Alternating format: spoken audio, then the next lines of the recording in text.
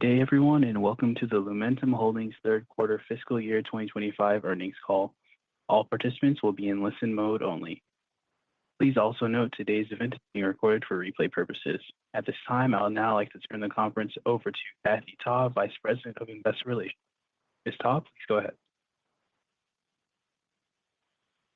Thank you, and welcome to Lumentum's fiscal third quarter 2025 earnings call.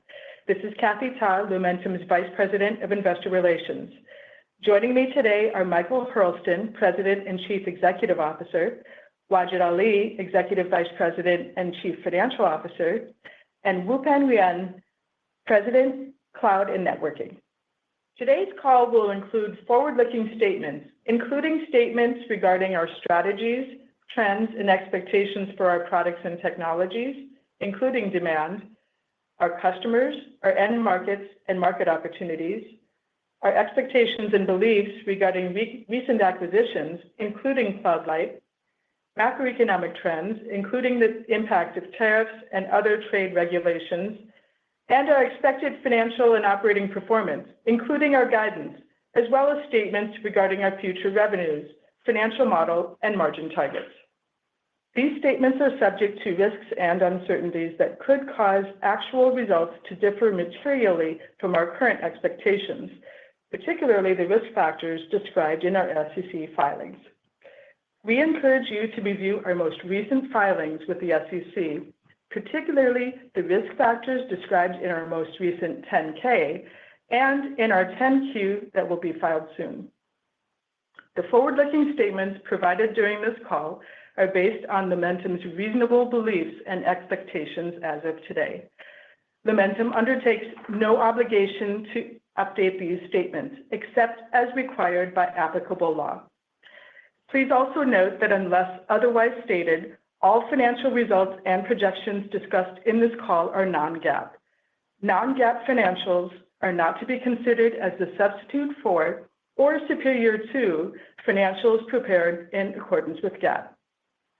Lumentum's press release with the fiscal third quarter results and accompanying supplemental slides are available on our website at www.lumentum.com under the Investors section.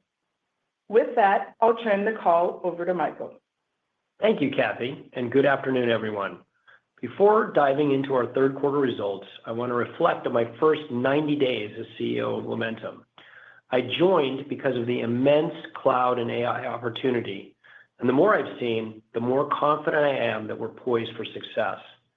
Having said that, we have opportunities to accelerate revenue growth, improve margins, and focus spending. As many of you know, part of my core philosophy is that gross margins reflect the value customers place on our products. As we indicated at OFC, we see a path to take gross margins above 40%. Meanwhile, we can and should be able to improve operating margins by cutting spending in non-core areas. At OFC, we outlined a path to drive revenue to $750 million a quarter, gross margins above 40%, and operating margins greater than 20%.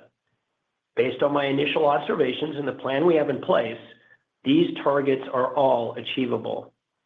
Our markets are growing at unprecedented rates, greater than 25% compound annual growth rate over the next 5 years, driven by an accelerating convergence of optics and electronics. Our strength in optical components is unmatched. We build for virtually every type of network. At OFC, we showcased our 400 gig lane speed lasers alongside our proven 100 gig and 200 gig solutions. We also demonstrated differential drive EMLs that boost signal integrity and power efficiency. We're building momentum in the transceiver market with 3 cloud transceiver customers already on board and more wins expected in the pipeline. What sets us apart is that our components are embedded across the ecosystem, even in competitors' transceivers. That means we often win, regardless of who supplies the module. We're one of the few companies with true end-to-end optical capabilities, from long haul to metro to inside the data center. Our scale and breadth make us a truly differentiated optical solutions provider. Let's now turn to our third quarter results. In Q3, we exceeded the high end of our guidance for both revenue and EPS, driven by strong demand from cloud customers and a recovering networking market. Despite ongoing macroeconomic volatility, growth in cloud continues to be a key element of our financial performance. Revenue in our cloud and networking segment grew 8% sequentially and 16% year over year, fueled by robust demand from hyperscale cloud customers. As mentioned earlier, when we execute well, the opportunity ahead is significant, and our components business is performing at an exceptional level. We set another record for EML chipset shipments this quarter and remain on track to more than double this business by the end of calendar 2025 relative to our June 2024 baseline. We continue to ship 200 gig lane speed EMLs to multiple customers. With our set of design wins, we're well positioned in the next generation of 800 gig and 1.6T transceivers supporting AI workloads. Our wafer fab expansion remains on track, supporting higher volumes of EMLs and other indium phosphide lasers and photodetectors. In addition, we are ramping production in CW lasers for silicon photonics transceiver applications in the quarter. As our indium phosphide capacity grows, we expect to ship an increasing mix of CW lasers. In addition to supplying components into the transceiver market, we took an early lead in co-packaged optics, or CPO. We have a highly differentiated ultra-high power laser that was announced as a key component in a CPO solution at GTC last quarter. We have already shipped early production units of that product and expect meaningful revenue in the second half of calendar 2026.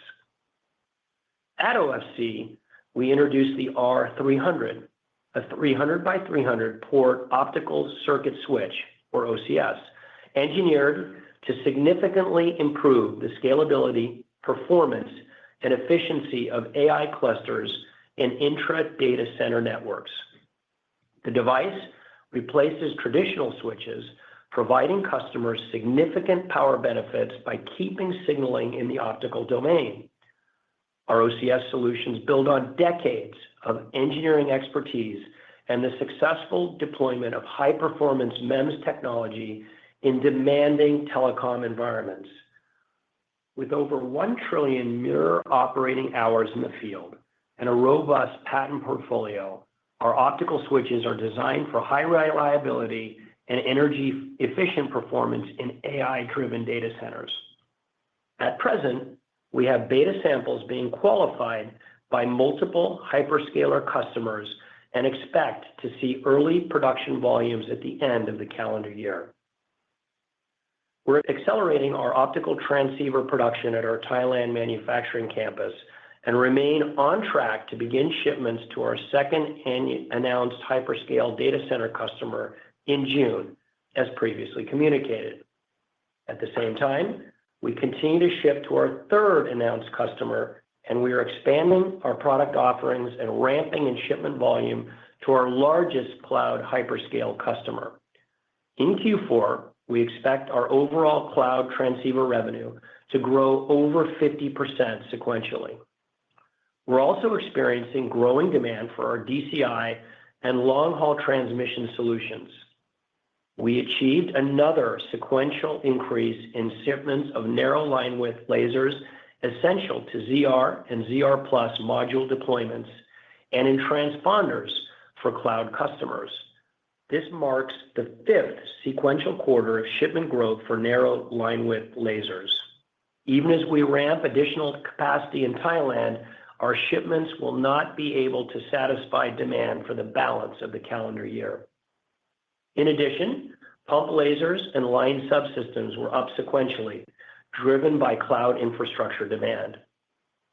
Looking ahead to Q4, we anticipate strong sequential growth in our cloud and networking segment, driven by new capacity coming online across our global operations, the continued ramp of customer programs, and strengthening demand from network equipment manufacturers.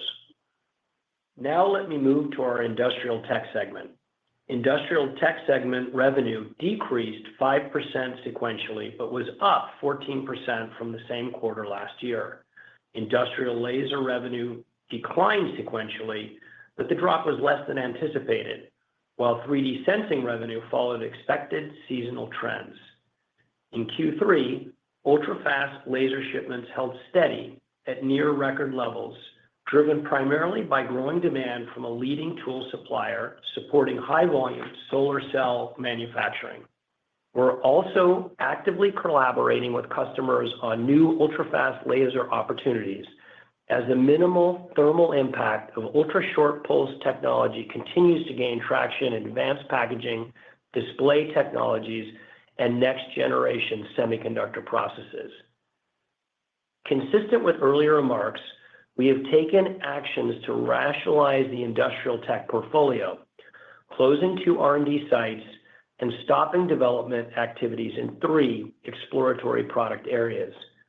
With these actions and more focus on the core business, we expect to see increasing profit in this segment over the next handful of quarters. Looking ahead to fiscal Q4, we expect a sequential decline in industrial tech revenue, reflecting both the ongoing macroeconomic headwinds impacting industrial laser demand and the typical seasonal decline in 3D sensing revenue. As I reflect on my first 90 days at Lumentum and look ahead, I'm energized by the momentum we're building. Our strong Q3 performance, combined with the strategic positioning we shared at OFC, reinforces that we're on the right path. We're executing on a focused strategy, investing in high-growth, high-impact areas where our differentiated technologies provide a lasting competitive advantage.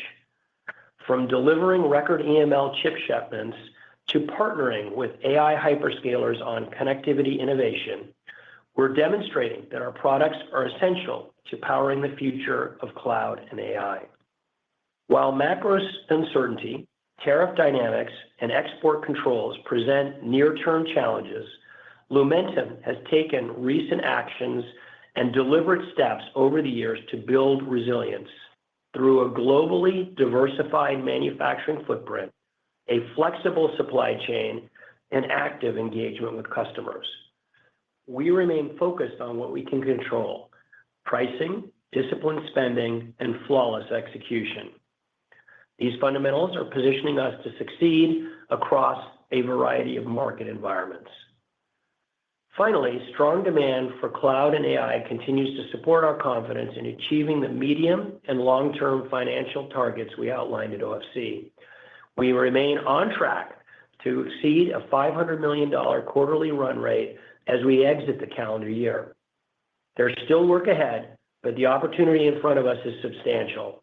Our ability to deliver differentiated optical solutions across our portfolio provides a strong, resilient foundation for sustainable growth. Now, I'll hand the call over to Wajid. Thank you, Michael.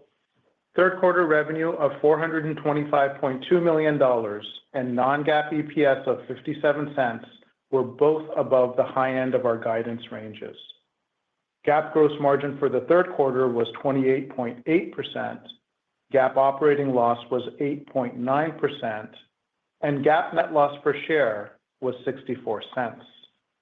Turning to our non-GAAP results, third quarter non-GAAP gross margin was 35.2%, which was up 290 basis points sequentially and up 650 basis points year on year due to better manufacturing utilization and favorable product mix due to increased datacom laser shipments.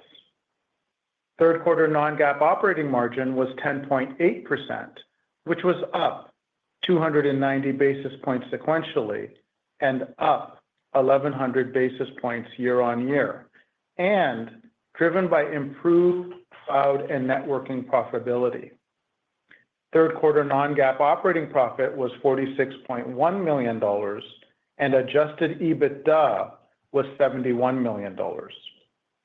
Third quarter non-GAAP operating expenses totaled $103.4 million, or 24.3% of revenue, an increase of $5.1 million from the second quarter and a decrease of $2.4 million from the year-ago quarter.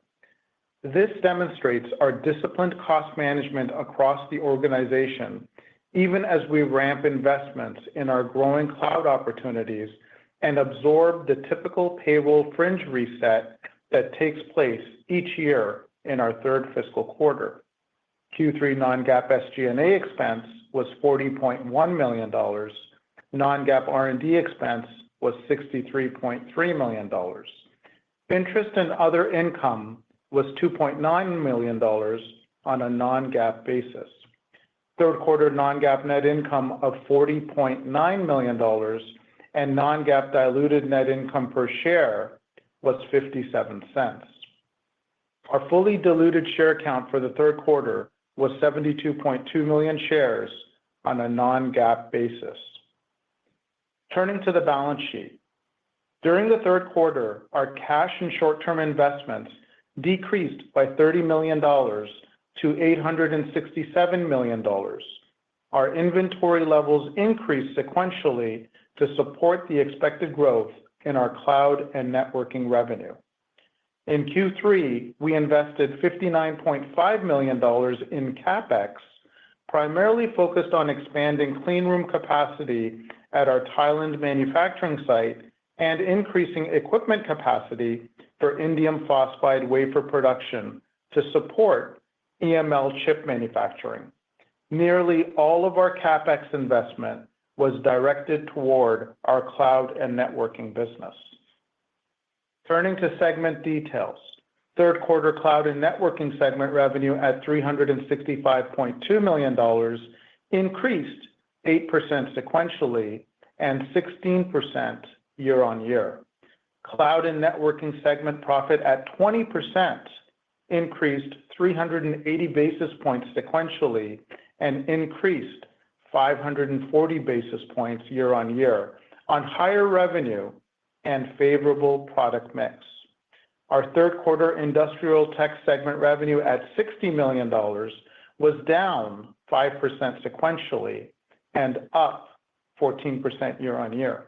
Third quarter industrial tech segment profit of 4.3% decreased sequentially on lower revenue and increased year-on-year on higher revenue. Now let me move to our guidance for the fourth quarter of fiscal 25, which is on a non-GAAP basis and is based on our assumptions as of today.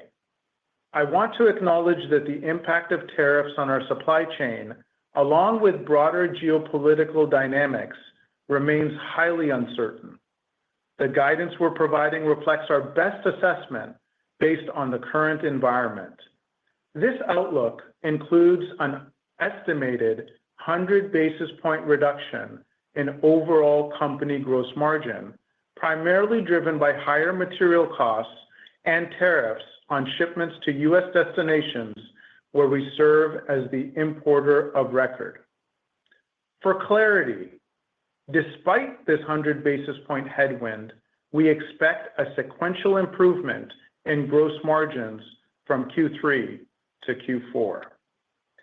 We expect net revenue for the fourth quarter of fiscal 25 to be in the range of $440 million to $470 million.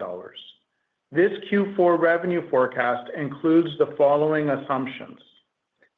Cloud and networking to be up sequentially with strong growth in products addressing cloud and AI applications, and industrial tech to be down sequentially with declines in both industrial lasers and 3D sensing.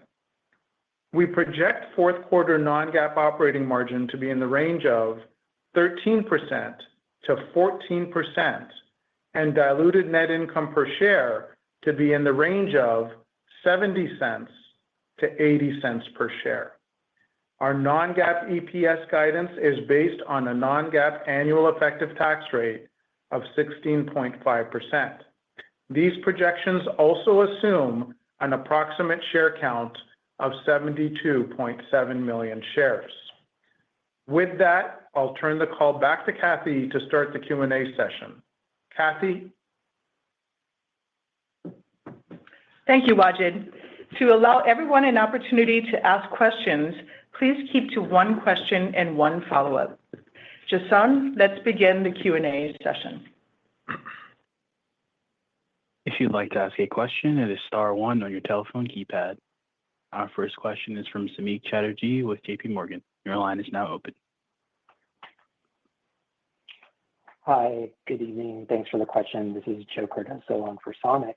I guess first question, and maybe just a big picture question. I noticed you guys didn't necessarily talk about the $500 million revenue target that you initially laid out, achieving by the end of the calendar year. I guess, given the recent performance in the June quarter guidance, how are you thinking about achieving that target by the December quarter? Is there the possibility that you can achieve that a bit earlier? And what are the puts and takes to your expectations there? And then I have a follow-up. Yeah, let me take that one. This is Michael Hurlston. So we did outline that we're still very much on track for the $500 million by the end of the year. We're obviously not guiding, we're guiding a quarter at a time, but we feel pretty pleased about where the company is setting up and still, as we said in the remarks, are very much on track for the $500 million quarter. Did you have a follow-up, Joe? And then maybe just Yes, definitely have a follow-up. So maybe just touching on the datacom chip business. I think you were initially targeting a 40% increase in volumes by the June quarter. I guess just wanted to get an update there in terms of how it's tracking relative to your initial outlook and whether you're outperforming your initial expectations both on the volume and ASP front. And similar question, but obviously more related to kind of the calendar 25 outlook. It does look like you're kind of outperforming your initial expectation in terms of where you were going to track towards the end of the calendar year. But any kind of color in terms of how you're thinking about ASPs trending there? And then, sorry for the long question, but just curious, what's the contribution that you're expecting from CW lasers now that you're talking about ramping those up, as well as EML? Thanks. Yeah, I'm going to take the first part of the question and then turn it over to Wupen. So what I would say, look, we're obviously tracking very well. We've increased our capacity in the indium phosphide fabs. We feel like demand is still outstripping supply on our EMLs. So even as we ramp supply, we're still very much sold out. That being said, as we increase the capacity, we feel like there's room to add CW into the mix. And the reason for that is it really extends our serviceable market. So we feel like we want to do that to get a foot in that door. Our design, we think, is differentiated and gives us an opportunity to meaningfully participate in CW. But the predominant focus is and remains EMLs. From an ASP standpoint, again, given the supply constraints, obviously there's opportunities there to continue to maximize our price, and we're looking at that. We have opportunities as we think about now transitioning from 100 to 200 gig lasers and obviously going up to 400 gig. But maybe, Wupen, you want to add some color on the tech and how we think about it? Yeah, so I'll just comment a little bit on the CW laser ramp. We're at the very beginning, right? We just won a couple of customers at CW lasers, as Michael pointed out. As our fab capacity continue to be ramping up, we would like to be able to play in that market, which increase our SAM. So we're at the very initial phase of the ramping. Not huge numbers yet, but we will continue to see that volume going up as time goes by. Thanks, Joe. Thanks, guys. Appreciate it. Our next question is from Simon Leopold with Raymond James. Your line is now open. Thank you very much. I wanted to see if you could maybe unpack what's in your assumptions around the tariff headwind, you quantified it around 100 basis points, which we appreciate. I guess what I'm trying to get at is trying to get a sense of how much business or manufacturing do you still have in China in that assumption. I understand you're moving more to Thailand, and what are the other underlying assumptions you've made? And then I've got a quick follow-up. Yeah, sure, Simon. I'll start off, and then certainly Wupen and Michael can jump in. Yeah, so like you mentioned in our prepared remarks, we did talk about the 100 basis point headwind to gross margins and therefore operating margins during the quarter. A lot of that headwind is coming from increased component costs, so in-feed costs, where we are having to pay the tariff associated with sub-mount products as well as capacitors. And so, wherever we see that, we're having to pay a tariff associated with that. For most of our customers, we are trying to move our production from China into our Nava facility in Thailand. We're starting off with our data center interconnect products, but we are eventually going to also be moving products from our Dangguan facility for cloud modules into Nava as well. So what we've baked into the forecast right now is our current production ramp for the quarter, but we'll see improvements in that in our fiscal Q1 and Q2 as more of our Dangguan production moves to our Nava facility for cloud modules. So certainly the impact from that perspective will diminish. Thanks. And then just as my follow-up, longer-term question is I'd like to get your latest thinking on what contributions and what role you can play in CPO. It was nice to see that you were announced within the ecosystem back in March. I assume you're providing products like CW lasers, but we could get an idea of maybe some dollar content and forecasting of how you see this affecting your business over the intermediate or longer term. Thank you. Hey, Simon, this is Wupen speaking. I think the CPO, frankly speaking, there's still some times away, right? We talk about ramp volume in the second half of the next calendar year. Number one. So therefore, in the meantime, the module is going to continue to be a ramping business for us. That's going to be a foreseeable, strong growing business for us and for the industry to come. On the other hand, in addition to the laser being a important component in the CPO ecosystem, we're also looking at adding other components in the longer term. There'll be other optical chips that will be needed in the CPO world in the longer term. That's very much what we're actually looking into as well. But I would say that's really a multi-year prospect. In the near term, it's going to be the laser components plus the cloud module ramping in the cloud interconnect world. Thank you. Thank you so much, Simon. Our next question is from Blaine Curtis with Jefferies. Your line is now open. Hi, Ezra Wiener. I'm for Blaine. Thanks for taking my question. Just a quick one and then probably a follow-up.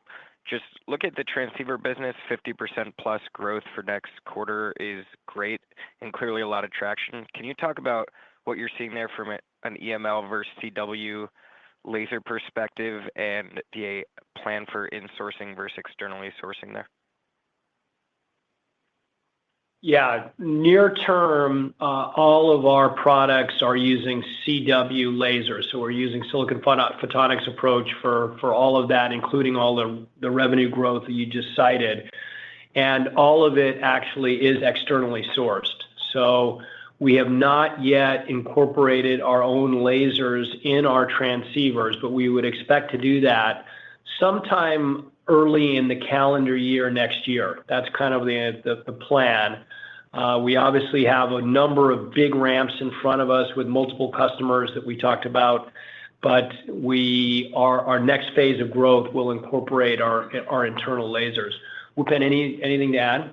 Okay, good. Thanks for the question. Just Ezra, a quick did you have a follow-up in follow-up? terms of, yeah, thanks. So that would be 3 customers all using CW lasers. Just kind of wondering what that means for the industry in terms of what you're seeing from people choosing CW or EML.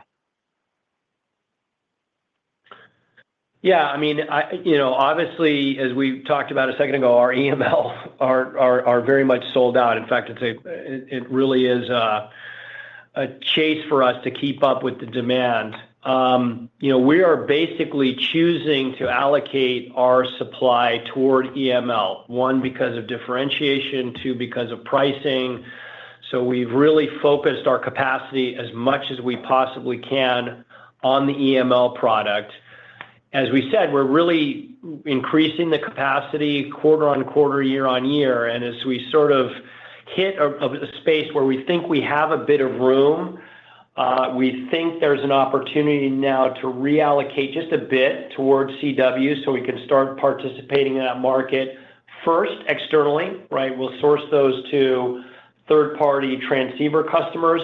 But then strategically, to your point, we will begin insourcing those. So it'll be mostly CW that we end up insourcing.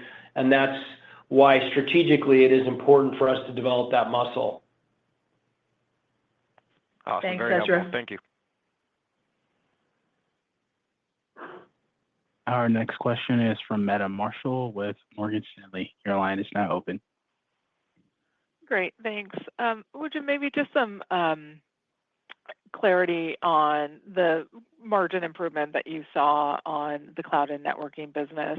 How much of that is from some of the yield improvements on Cloud LITE versus just kind of pricing mix advantages on EMLs? And then I have a second question. Yeah, sure, Meta. I mean, we're seeing across all the product lines, a nudge of improvement, I would say. On our data center interconnect products, we are moving a lot of that production from CMs to our own internal manufacturing in Thailand. And so the margin dollars that used to accrue to them are now accruing to us. So that's certainly helping us both in Q3 and more substantially in Q4. And actually, we expect to increase that capacity moving into the back half of the calendar year. So that will continue to benefit us. On the datacom chip side, Michael and Wupen both mentioned earlier that demand is ahead of supply. And so as that production has improved year over year and sequentially, that's also providing a tailwind for us. To your earlier question on modules, to the first part of your question on modules, yes, yields have improved. And so the yield issue that we had in our December quarter, which caused a bit of a headwind on our gross margin line, that situation has improved into Q3, and that certainly helped us. And into Q4, that's also helping us, especially as revenues are expected to increase 50% sequentially. The benefit of improved yields are accruing to our gross margin. So I'd say kind of across the board, we're seeing a nudge of improvement across multiple product lines, and that's helping us. And Meta, I mean, just from a perspective, we said this in the prepared remarks, but we're going to continue to focus on gross margin. I think there's opportunity on pricing and on our cost line to continue to improve that. So we'd expect a pretty nice ramp toward the 40% target that Wajid outlined at OFC. Okay, got it. And just as a second question, obviously a very fluid situation with tariffs currently, but assuming kind of the 100 basis point headwind that you guys are talking about is within that kind of 90-day exemption period, kind of considering current tariffs as of that, and just kind of wondering what your thinking is, if there are kind of greater tariffs that come from Thailand, just, our thoughts about eventually moving production out of Thailand. It sounds like you're moving more production there for now, but just kind of overall thinking if there ends up being tariffs on Thailand. Thanks. Yeah, I mean, obviously, if there are tariffs on Thailand, that will have a headwind that we'll have to work through. Yes, we are moving more of our production to Thailand, whether it's from our CMs to us or whether it's from our cloud module business in Dongguan, China, to us in Thailand. So we are making that manufacturing shift that's been in place for a number of quarters now. And so I think from an infrastructure and strategy standpoint, that certainly is there. If there's tariffs that accrue post kind of July 8th because of that, then we'll have to work through that with our customers. And, as you can appreciate, as there's been noise on tariffs, we've been speaking to our customers about how we work through the pricing impact to them that is associated with those tariffs. But up until now, for the large part, most of our shipments that come to the U.S., we are not the importer of record. And because we are not the importer of record, those conversations have been a lot simpler, I'd say. So that's really how we're thinking about it. Great. Thanks. Thank you, Meta. Our next question is from Christopher Rowland with SIG. Your line is now open. Hi, this is Dylan Olivier on for Chris. Thanks for taking my question. So for my first question, I wanted to follow up on the 50% sequential growth in the optical transceiver business. So which of your transceiver customer programs will be responsible for that growth? And how should we expect transceiver shipments to trend for the rest of the calendar year? Do you guys think that level is sustainable? And are you guys expecting to grow from there as you add customer programs? Thank you. Yeah, on the transceivers, I mean, I don't want to necessarily outline specific customers that are driving it, but it's predominantly the customer that we've had shipping for quite some time will be most of the contribution.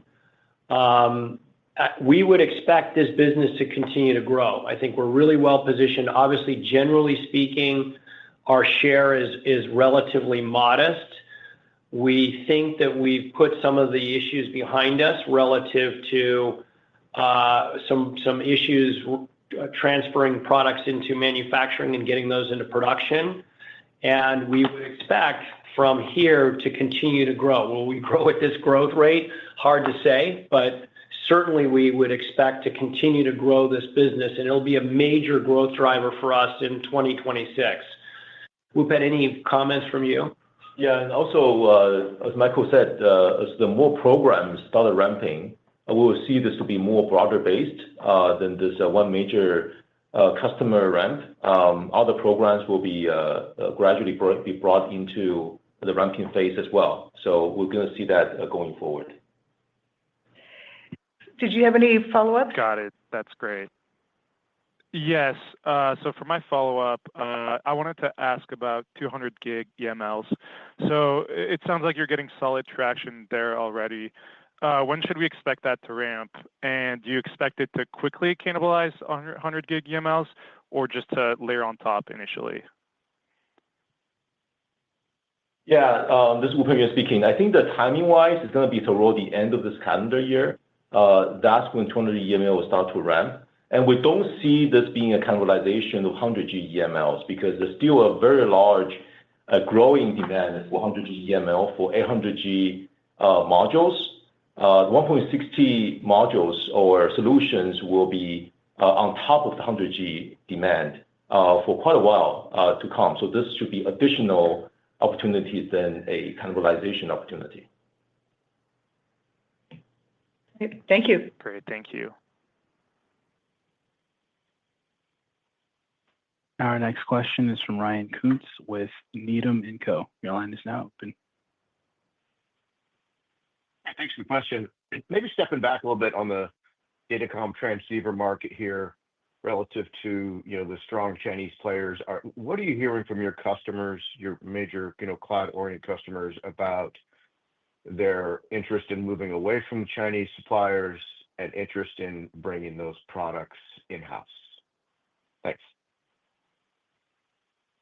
Yeah, no, there's definitely an interest to move away from Chinese supply. I mean, I think the problem right now is that collectively we can't meet the demand.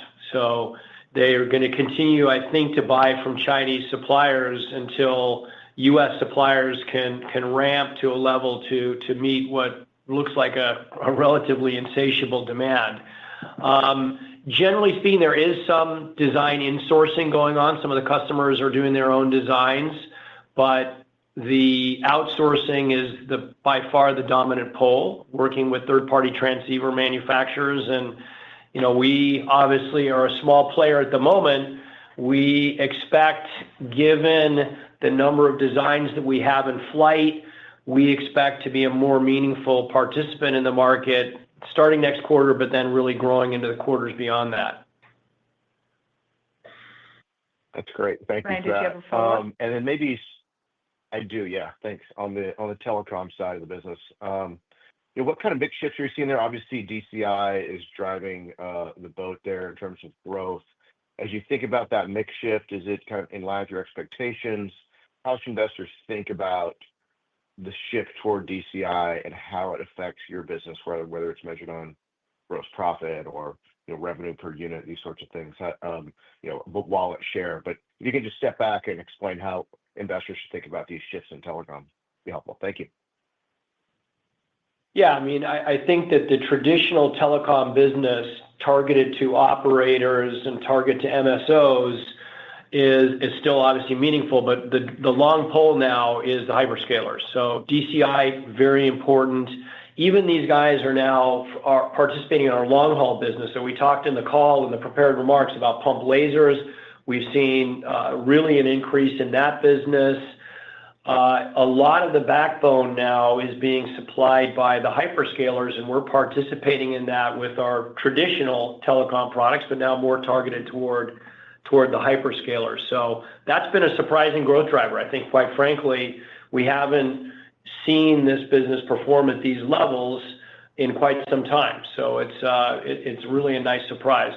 I mean, technology-wise, Wupen, any other things that you're seeing from a trend line? Yeah, certainly. I think overall, we should think about the AI driving force is not just about data center internal. Data has to be transmitted across data centers. So all these actually have the same driving source, right? We see the ZR being growing very strong, and therefore tunable lasers doing really well. Even the long distance transmission coherent components are doing very well because of the terrestrial long haul requirements and also the pump lasers for fiber capacity. So all in all, we're seeing a very strong DCI kind of traffic growth, and that's driving our so-called telecom part of the portfolio as well. I'll just add an additional comment, Ryan, around your question on gross profit dollars. So DCI products are accretive to us from a gross margin standpoint, not only where we're currently operating from a gross margin standpoint, but also versus the 40% target that Michael laid out earlier. It's even accretive to that. And so, the combination of increased demand and our increased capacity internally at Thailand is certainly a tailwind for us that is driving a lot of the confidence that you're hearing from the team around our gross margin abilities is coming from the secular demand, along with internal manufacturing, along with the pricing power that we believe we have on our data center interconnect products. So it's all adding up together. Thank you, Ryan. Super, really appreciate it. Our next question is from Karl Ackerman with BNP Paribas. Your line is now open. Yes, thank you. I have two. I believe you said that your cloud transceiver revenues would grow 50% sequentially on the contribution from all three of your cloud customers. I have to ask, though, is this tied to, it sounds like it's tied to a new GPU or ASIC program ramping, at least at one of them, but I guess how much of this, if at all, is from customers pulling forward transceiver demand ahead of potential tariffs? And if not, how do you manage that supply and demand balance with these three customers? I have a follow-up, please. Yeah, hey, Karl, Michael Hurlston. So first of all, we don't see any pull forward. I mean, it's been a race for us to keep up. We kind of alluded to this in one of the previous questions. We definitely had an issue ramping. We went through a ramp phase and then a qualification phase. And really, this is a product that's driving a lot of the increase. That was something that's been in our hopper now for a couple of quarters. So we certainly don't see a pull forward effect. And again, with that layering in with the additional two customers beginning to ramp this quarter, we feel we don't see any effect on pull ahead. I'm going to have Wupen talk a little bit about what those are tied to relative to kind of the customer tech. Yeah, I think from the product release point of view, definitely I think those ramps are tied to the dominant GPU ramp and also some other accelerator ramp. There's some loose association with those kind of introduction of the accelerator products.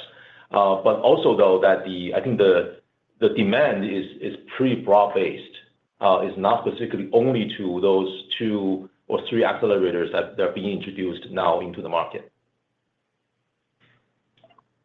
Carl, did you have a follow-up? I did one, if I may. Wajid, you spoke of moving production away from contract manufacturers to in-house solutions. I'm curious, is that for your industrial tech products, or does that relate more toward cloud and networking? And similarly, do you need to add substantial capacity to move that production in-house, please? Thank you. Yeah, so it's revolved around our data center interconnect products.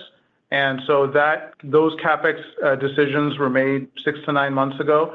And actually, the CapEx is showing up this fiscal quarter, and it's expected to improve our capacity for data center interconnect products by 50% exiting this calendar year. And so that is the production that instead of providing to our contract manufacturers, we're still keeping them going at full speed, but the incremental supply is coming from our Nava facility for CapEx that is being put in place this quarter, and that will fully ramp by the end of this calendar year and give us another 50% more capacity on data center interconnect products, specifically tunables. Thanks, Carl.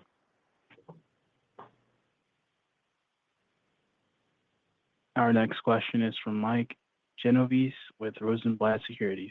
Your line is now open. Great, thanks. Not sure if I missed this in the prepared remarks, but did we get an update on telecom performance in the quarter and the sort of product issue last quarter with just getting supply, if that has been solved yet? Yeah, sure. So I'll start off and I'll let Wupen also jump in. So telecom performance came in exactly as expected. We had shortages on pumps. We had shortages on tunables. We had shortages on CDM products from our classic transmission product lines. And so, all of those products we were working through supply constraints throughout the quarter. We are expected to see improvements in supply for all 3 product lines moving into Q4 and into the back half of the year. The earlier question was around our tunables products, where we mentioned that we have CapEx that we're putting in place in our Thailand facility to increase the production capacity by 50% over the remaining part of this calendar year. So with that increased capacity, we're going to see the telecom part of our business improve as we move through the quarters for the rest of this calendar year. Maybe you want to talk about pumps a little bit more, Wupen? Yeah, I think the overall, from the demand and supply perspective, we don't expect that our capacity can really fulfill all the demand for the next several quarters because of the demands being really strong, although we're doing better than we were able to. So we'll continue to run capacity, continue to get more supply into the picture, but we're going to be in a pretty tight supply situation for at least the next couple of quarters. Did you have a follow-up, Mike? Great. Yeah, and I guess I want to revisit the question whether there's any caution in the guidance for the back half of the year related to macro or tariffs. If I just take the transceiver comment up 50% sequentially, I mean, to me, that gets us $30 million more revenue. That gets us the whole growth in the guide. I know industrial is supposed to be down, but you've got EMLs growing, you've got telecom that should be up. Is there an extra dose of conservatism in here, or am I overthinking this? No, I'd say you're not overthinking it, Mike. I mean, obviously, we're in an environment where there's a lot of uncertainty. We're quite confident in the guide that we've provided. But, if you just listen to some of the capacity improvements that we've got, there is certainly opportunity to deal with any type of headwinds that come our way during the fiscal quarter.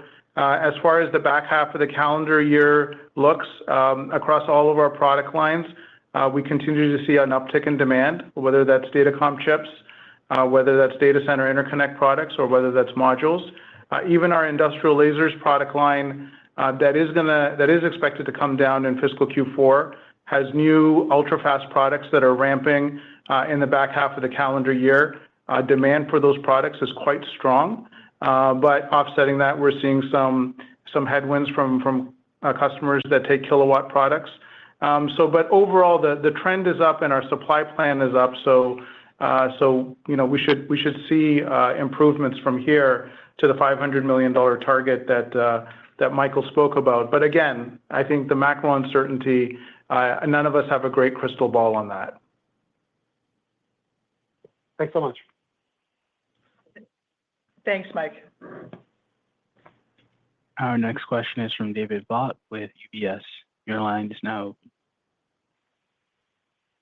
Great. Thanks, guys, for taking my question. I just want to go back to the telecom business for a second. I jumped on late and I apologize. Was there anything in the quarter that was similar to last quarter? What I mean by that, there was some channel normalization last quarter and even in the quarter before. Just trying to get a sense for what's core underlying demand, particularly in the face of tariffs or the risk of tariffs or the potential tariffs. And I'll give you my follow-up. And I might have missed this because I jumped on late. Did you share with us sort of how the core transceiver business grew in the March quarter relative to either last year or last quarter? Thanks.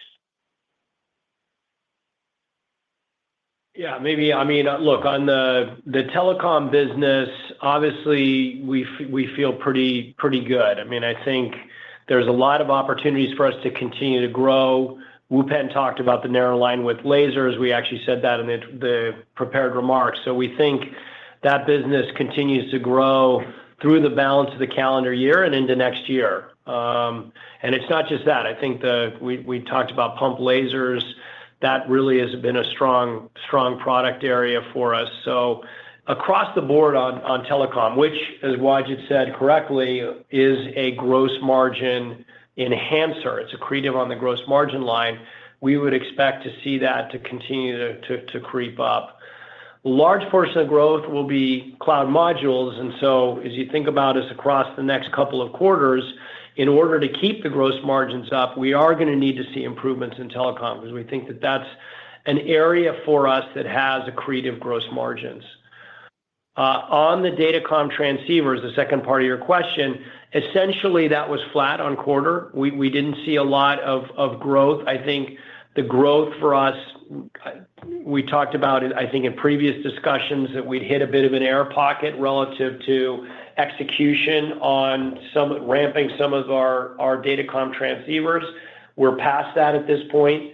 We would expect to see the growth in this subsequent quarter in the guide, and then we'd expect to see pickup from there. So on balance, look, we feel really good about the way the business is shaping up. Wajid gave correctly a right amount of prudence around tariffs and macroeconomic uncertainty. But if we don't have that, we feel really good about where all of our business is landing right now. Great. Thanks, guys. Dave, did you have a follow-up? Nope. Those are my two. Thank you. Okay, excellent. Thank you. Justin, I think we have time for just one more question. Okay. Our last question is from Alek Valero with Loop Capital. Your line is now open. Hey, guys. Thank you for taking my question. This is Alek on for Nanda. So I have a question on co-packaged optics. What's your view on when co-packaged optics truly have a chance to gain traction in the data center and provide competition to transceivers? Yeah, this is Wupen speaking. I think the co-packaged optics will take some more time. The technology is pretty complex. A lot of engineering challenges, I think, yet to be worked through. As the leading AI customer talk about in their conferences, this year there will be a first system release, and next year, CY26, will be another system release based on the Ethernet switch. We believe that's the timing. We're going to see some level of adoption of the CPO optics. However, though, we do believe that the pluggable optic will continue to be the dominant form factor going forward. I think it will take the next several years really to gradually ramp the CPO optics to be a meaningful share. And the benefit of CPO is clear, but the adoption will take time for people to figure out how to use it very effectively. Got it. That's very helpful. And just as a quick follow-up, can you remind us the economic difference between transceivers and co-packaged optics? The difference? The difference between transceivers. Oh, so basically, if you take any kind of a switch box, for example, the transceiver basically is at the front panels. So you have the connection between the the switch chip, bring the signal all the way to the front panel of the box, which can be 20, 30 inches actually away from the switch chip. The co-packaged optics basically remove all that, put the optics directly onto the switch chip, thereby removing all the signal losses and the complexities associated with that transition. That, in essence, is what a CPO optics does. And then that lowers the power consumption, reduce the cost, reduce the complexity. But in a sense, you actually move the complexity from optical modules onto the switch chip, which then is some engineering work to be done, right, to make sure that is a reliable solution. Got it. Thank you, Alec. Does co-packaged Thank you. Go ahead. Yeah, no, I was going to ask, does co-packaged optics come with an ASP increase compared to transceivers?